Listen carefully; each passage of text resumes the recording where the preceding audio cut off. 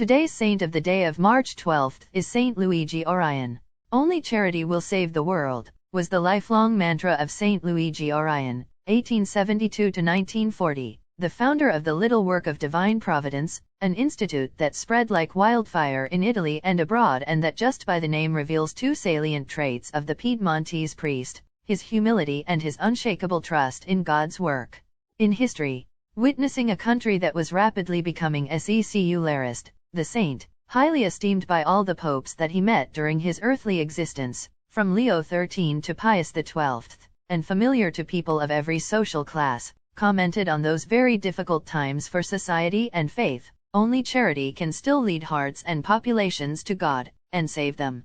We must prepare ourselves with a great love of God and fill our hearts and veins with the charity of Jesus Christ. He was born in Piedmont from an illiterate peasant girl and a street paver, who gave him a Christian education and an aptitude to work and toil. In October 1886 he entered Don Bosco's oratory, 1815–1888, in Turin, and from the great saint and educator he learned teachings that he always cherished.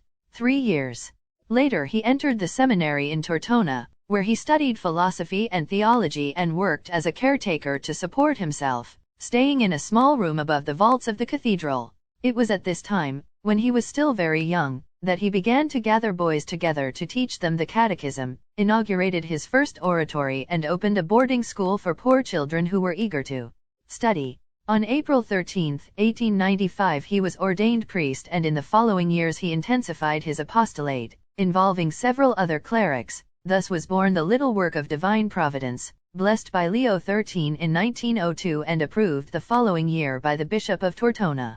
There were many works of charity in which Don Orione worked tirelessly, from visits to the sick to supporting the needy, from preaching to circulation of the Catholic press. After the earthquake that devastated Messina and Reggio Calabria on December 28, 1908, the saint was fundamental in organizing aid, took in many orphans in the houses of his institute, and received from Saint Pius X the office of Vicar General of the Diocese of Messina. He showed the same impulse towards his fellow man in assisting the earthquake victims of the Marsica region. In 1915, when he himself dug through the rubble and requisitioned a car in the retinue of Victor Emmanuel III to take some children to safety. Among the orphans from Abruzzo to whom he gave shelter was a 15-year-old who would become famous as the author Ignazio Silone. One day the humble priest told him, "My true vocation, this is a secret that I want to confide to you, would be to live as an authentic donkey of God, as an authentic donkey of divine providence."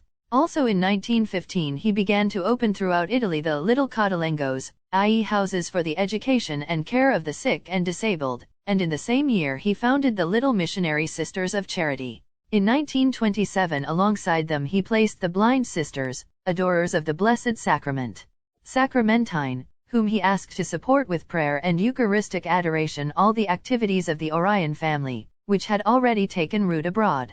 His whole life was therefore guided by the desire to bring comfort to the suffering, to educate society in the Christian virtues, and to save souls. Famously, in 1909, in order not to be blocked by 3 Freemasons who were preventing access to priests, he disguised himself as a nurse and spiritually assisted the former Prime Minister, Alessandro Fortis, affiliated with Freemasonry and for a long time anti-clerical, who converted and received the sacraments shortly before his death.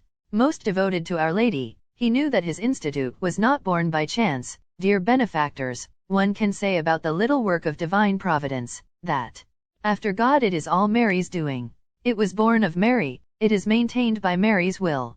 This strength that we have, these words that do you good, the good will that animates us, it is Our Lady who gives them to us, oh dear children.